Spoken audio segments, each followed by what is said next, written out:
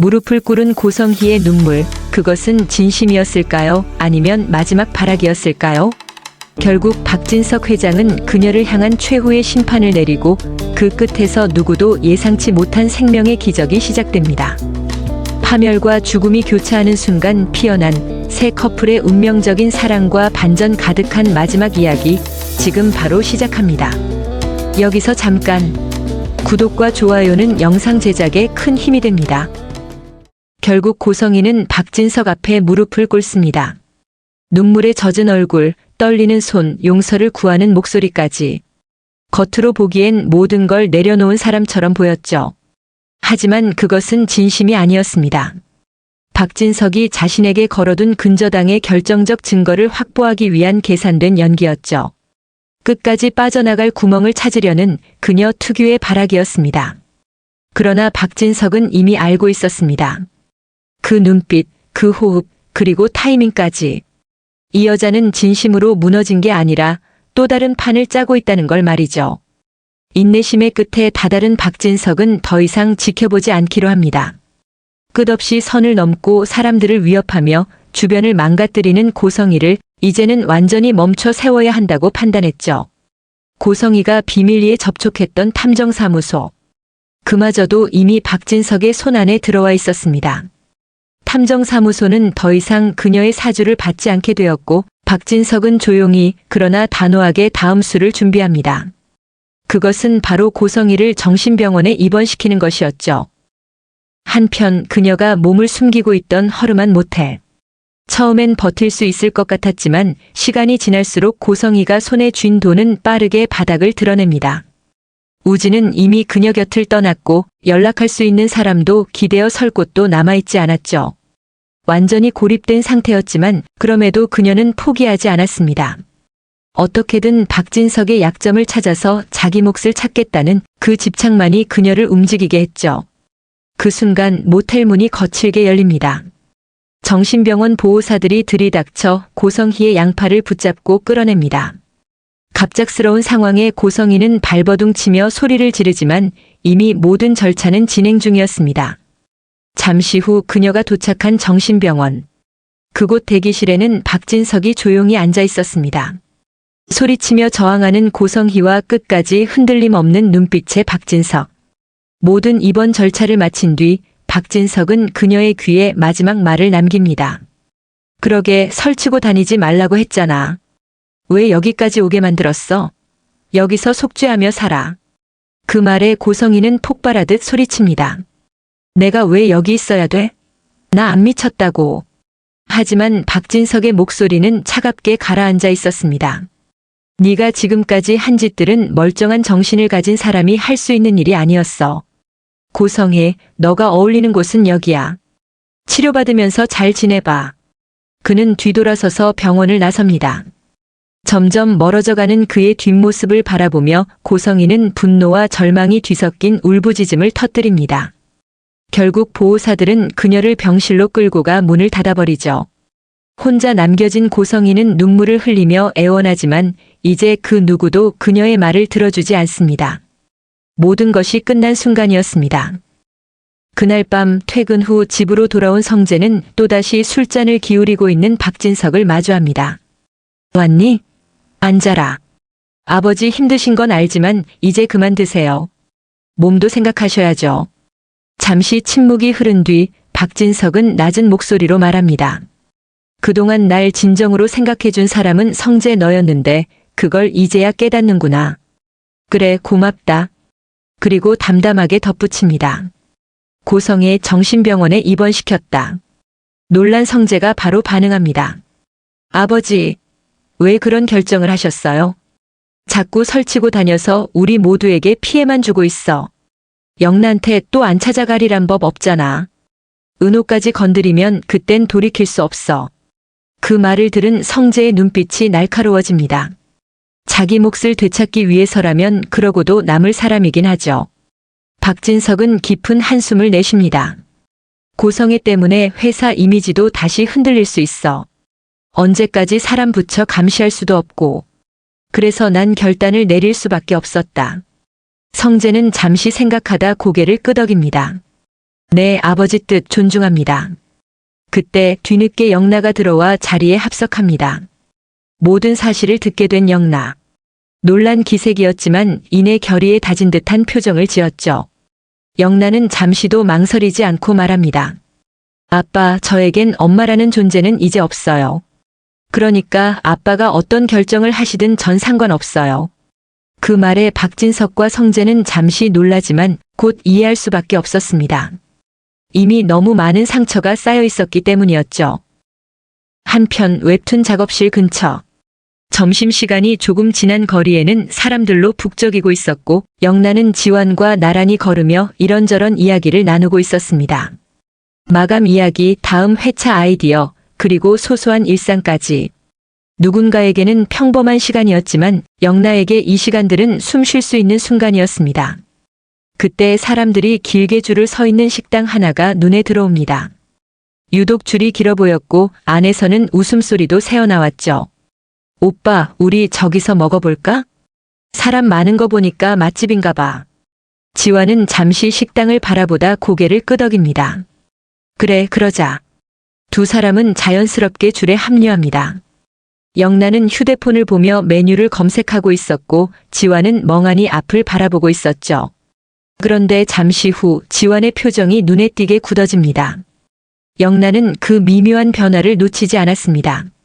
고개를 들어 지완의 시선을 따라가 보니 그곳에는 지완의 전 여자친구가 서 있었습니다. 친구와 함께 줄을 서 있다가 우연히 지완과 눈이 마주친 순간이었죠.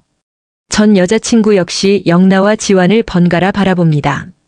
그 시선에는 놀람과 불편함 그리고 묘한 감정이 섞여 있었죠. 그 순간 영나는 예전에 지완이 조심스럽게 꺼냈던 전 여자친구 이야기가 떠오릅니다. 자신을 만나면서 갑작스럽게 결혼 통보를 했던, 자신을 만나면서 다른 남자와 바람을 폈던 전 여자친구의 얘기였죠. 영나는 잠시 생각하더니 지완에게 갑자기 밝고 또렷한 목소리로 말합니다. 자기야, 왜 그래? 아는 사람이야? 그리고 아무렇지 않게 지완의 손을 꼭 잡습니다. 주변 사람들이 들을 수 있을 만큼 살짝 큰 목소리였죠. 나랑 있을 때는 나만 봐야지, 자기야. 지완은 순간 놀란 듯 영나를 바라보지만 이내 그녀의 의도를 눈치채고는 두 손으로 영나의 얼굴을 다정하게 감싸줍니다. 미안해, 잠깐 딴 생각했어. 그리고 미소 지으며 덧붙입니다. 사랑스러운 우리 자기. 그 장면을 보는 전 여자친구의 얼굴이 굳어집니다. 애써 표정을 감추려 하지만 마음이 상한 기색은 숨길 수 없었죠. 결국 고개를 돌려버립니다. 그 모습을 본 영나는 속으로 쾌재를 부릅니다. 괜히 마음이 시원해지며 지완의 손을 더 꽉 잡았죠. 한참 후 점심 식사를 마치고 작업실로 돌아온 두 사람. 작업실 안의 공기는 따뜻하면서도 어색했습니다. 지완은 잠시 머뭇거리다 말합니다. 아까 고마웠어, 영나야. 영나는 장난스럽게 웃으며 대답합니다. 나같이 예쁘고 어린애가 오빠 여친이라고 하니까 배 아프겠지 뭐. 지완은 피식 웃습니다. 괜히 얼굴이 풀리며 그런 영나가 더욱 사랑스럽게 느껴졌죠. 잠시 침묵이 흐른 뒤 영나는 조금은 진지한 표정으로 말을 꺼냅니다. 근데 오빠, 나 진심이야. 나랑 있을 때는 나만 바라봤으면 좋겠어. 오빠가 다른 사람 보는 거 나 싫어. 그 말에 지완은 잠깐 멈칫합니다. 장난일 줄 알았던 분위기와 달리 영나의 눈빛은 꽤 진지했죠. 영나야, 그게 무슨 말이야? 영나는 숨을 한번 고르고 말합니다. 오빠, 내 남친이잖아. 동료이기도 하고 내 남친. 그 말을 듣는 순간 지완은 더 이상 망설이지 않습니다. 그녀를 조용히 끌어안으며 말하죠. 영나야, 나도 너 좋아해. 따뜻한 품 안에서 영나는 천천히 안도의 숨을 내쉽니다. 지완 역시 그 온기를 놓치고 싶지 않았죠. 잠시 후 영나가 웃으며 말합니다. 그럼 우리 오늘부터 1일로 할까? 지완은 웃음을 참지 못하며 크게 대답합니다. 그래, 오늘부터 1일. 두 사람은 서로를 바라보며 설렘 가득한 웃음을 나눕니다. 그날 이후 영나와 지완은 웹툰을 함께 만들면서 연애도 함께하며 하루하루를 알콩달콩 행복하게 채워갑니다. 그 시각 지역에게는 고통스러운 시간이 찾아왔죠. 갑작스러운 통증이 지역을 덮쳤습니다. 가슴 한가운데를 송곳으로 찌르는 듯한 고통에 지역은 숨을 제대로 쉬지 못한 채 심장을 움켜쥡니다. 은호는 고통스러워하는 지역을 보며 빠르게 119에 전화합니다. 그리고 은호는 그저 지역의 이름만을 부르며 울음을 터뜨릴 뿐이었죠. 곧바로 구급차가 도착했고 지역은 산소 마스크를 쓴 채 병원으로 옮겨집니다. 구급차 안에서 은호는 지역의 손을 놓지 못합니다. 그녀의 눈에서는 눈물이 멈추지 않았습니다. 병원 응급실. 소식을 듣고 가족들이 달려왔죠. 잠시 후 의사가 무거운 얼굴로 입을 엽니다. 상태가 많이 악화됐습니다. 심장 기능이 급격히 떨어졌어요. 의사는 잠시 말을 고르다 차분하지만 잔인한 말을 내놓습니다. 길어도 3주 정도입니다. 시간이 얼마 남지 않은 상황에 가족들은 모두 충격을 받고 눈물만 흘릴 뿐이었습니다. 지역은 그저 조용히 눈을 감고 그 말을 받아들입니다. 이미 마음 한켠에서는 알고 있었던 결과였죠. 지역은 얼마 남지 않은 시간 동안 심장 이식을 기다리기로 합니다. 그리고 모두 희미한 희망을 붙잡습니다. 고통스러운 얼굴로 병실 침대에 누워있는 지역. 은호는 그의 곁을 지키고 있습니다. 이렇게 계속 붙어 있어도 돼? 지역이 장난스럽게 말하자 은호는 애써 웃으며 대답합니다. 내가 여자친구인데 당연하지 선배. 나 특혜 받는 거네. 둘은 소소한 이야기를 나누며 웃습니다. 마치 아무 일도 없는 것처럼, 마치 시간이 아직 충분한 것처럼 말이죠. 하지만 지역이 잠든 사이 은호는 조용히 병실을 나섭니다. 엘리베이터를 타고 병원 옥상으로 올라간 은호는 아무도 없는 공간에서 결국 무너집니다. 왜 하필 선배냐고요? 참아왔던 눈물이 쏟아지고 손으로 입을 막아도 울음은 멈추지 않습니다. 다시 병실로 돌아올 때는 눈을 비비고 아무 일 없다는 듯 미소를 지어 보입니다. 그녀는 지역 앞에서 절대 약해질 수 없었습니다. 한편 정신병원에 감금된 고성이는 점점 자신의 세계 속으로 깊이 빠져들고 있었습니다. 누군가의 말도 현실의 경계도 더 이상 그녀에게는 의미가 없었죠. 어느 날 새벽 그녀는 조용히 생을 마감합니다. 그 소식은 박진석에게 돌이킬 수 없는 충격으로 다가옵니다. 그동안 자신이 속아왔던 시간들, 고성이를 믿었던 어리석음, 그로 인해 상처받은 아이들. 모든 것이 자신의 잘못처럼 가슴을 짓눌렀습니다. 그래서 그는 매일 밤 잠들기 전까지 술잔을 놓지 않았었고 깊은 죄책감은 조금도 사라지지 않았었죠. 그러는 사이 박진석의 몸의 상태는 급격하게 나빠지고 있었습니다. 결국 그 소식은 다시 박진석을 덮치기 시작합니다. 고성희의 사망 확정 소식. 그 순간 충격을 받은 박진석의 머릿속에서 무언가가 끊어집니다. 늦은 밤 퇴근 후 집으로 돌아온 성재는 거실에 쓰러져 있는 박진석을 발견합니다. 아버지. 반응이 없었습니다. 잠시 후 병원에 도착한 박진석은 급히 수술대에 옮겨집니다. 박진석은 고혈압성 뇌출혈로 쓰러졌고 수술 후에도 의식은 돌아오지 않았습니다.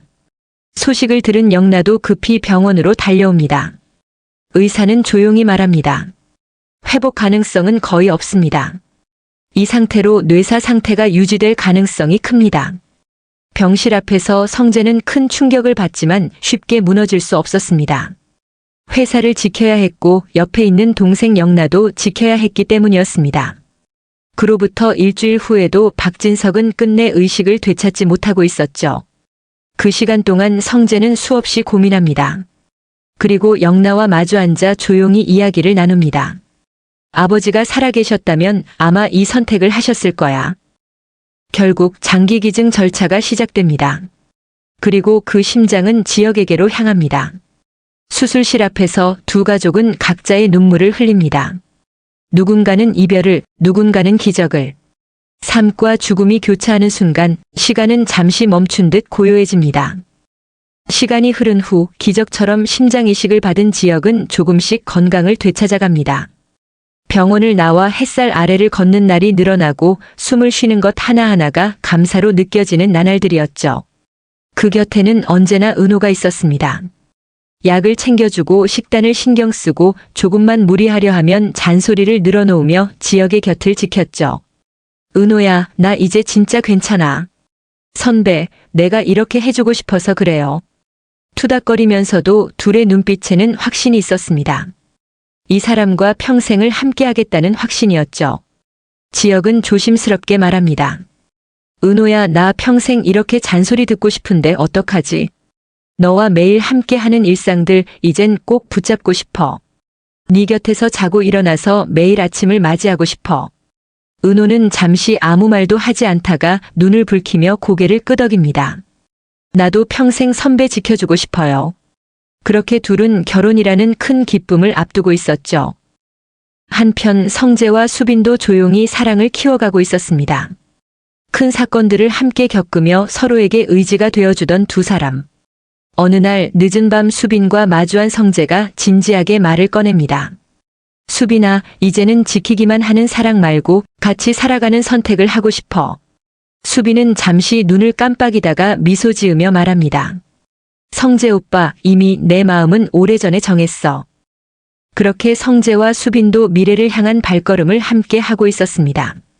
지완과 영란은 여전히 웹툰 작업실에서 동료로 연인으로 하루하루를 함께 보내고 있었습니다.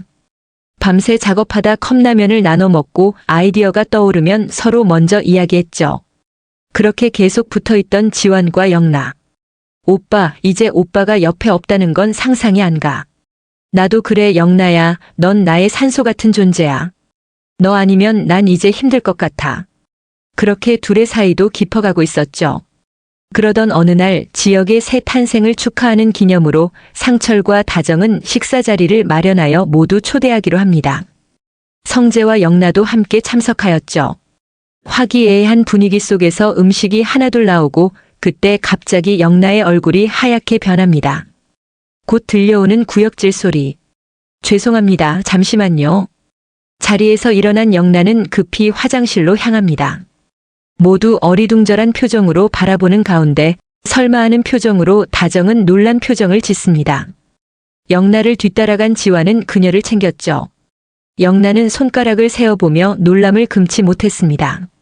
화장실에서 나온 영란은 알 수 없는 표정을 짓습니다. 영란야, 괜찮아? 영란은 귓속말로 지완에게 말합니다. 오빠 있잖아, 나 아무래도 임신한 것 같아. 지완은 멍하니 서 있다가 영란을 꼭 안아줍니다. 진짜야? 우리 아기야? 아직 가족들께는 말씀드리지 말자. 이 좋은 소식을 왜? 앞만 보자, 이제 영란야. 그렇게 자리로 돌아온 영란와 지완. 그녀의 표정은 수줍었으며 지완은 상기된 듯한 표정이었죠. 드릴 말씀이 있습니다. 아버지, 어머니, 이제 손주 보시겠어요? 놀란 표정의 상철. 다정은 올 것이 왔구나 하는 표정을 지었죠. 너네 그동안 연애했어? 상철은 지완을 다그칩니다. 그때 지혁은 분위기를 보며 말을 꺼냅니다. 자, 아버지, 앞으로가 중요하잖아요. 우리 지금만 생각해요. 이제 재수 씨라고 불러야 하나? 임신 축하해요. 그리고 모두 모인 자리에서 결혼 얘기로 자연스럽게 이어집니다. 지혁은 말합니다. 그럼 다 같이 하죠. 합동 결혼식으로요. 세 커플은 그렇게 운명처럼 같은 길을 선택합니다. 결혼 후 지혁과 은호, 지완과 영란은 상철의 집에서 함께 살게 됩니다. 집안은 하루도 조용할 날이 없습니다. 영란야, 무거운 거 들지 마. 그건 내가 할게. 지완은 임신한 영란을 과할 정도로 보호하며 모두의 웃음을 자아냅니다. 그리고 얼마 지나지 않아 또 하나의 기쁜 소식. 그건 바로 은호의 임신 소식이었죠. 우리 집이 애기 울음소리로 꽉 차겠네. 그렇게 상철의 집은 웃음꽃이 떠나질 않았습니다. 성재와 결혼한 수빈도 성재의 집에서 함께 살게 되었죠. 슈즈홀 회장이 된 성재는 수빈의 내조와 함께 회사를 묵묵히 꾸려가게 됩니다. 그리고 수빈도 내조와 함께 유튜브를 계속해 나가며 자신의 꿈을 펼쳐나가고 있었습니다. 해외에서 돌아온 우진은 독립하려고 생각합니다. 수빈은 우진을 생각해서 성재에게 말하죠. 이렇게 넓은 집에서 우리 둘도 좋지만 도련님도 같이 사는 게 좋을 것 같아. 조촐하지만 그렇게 따뜻한 가족의 모습이 완성됩니다. 그리고 마지막으로 또 한 번 모두를 놀라게 하는 소식이 있었죠. 바로 수빈의 임신이었습니다. 수빈은 한 번에 새 쌍둥이를 임신하게 되었죠. 성재의 넓은 집을 북적북적하게 해줄 기쁜 소식이었습니다. 웃음과 눈물이 섞인 축복 속에서 새 커플은 그렇게 각자의 상처를 딛고 완전한 가족이 되어갑니다. 비극으로 끝날 것 같았던 인연이 생명의 선물로 이어지며 이들은 비로소 진짜 가족이 되었습니다. 고성희의 잘못된 욕망은 사라졌고 박진석의 선물과 함께 남겨진 이들은 서로의 상처를 보듬으며 더 화려한 날들을 그려나가겠죠. 오늘 준비한 이야기는 여기까지입니다. 영상이 좋으셨다면 구독과 좋아요 부탁드립니다. 지금까지 시청해주셔서 감사합니다.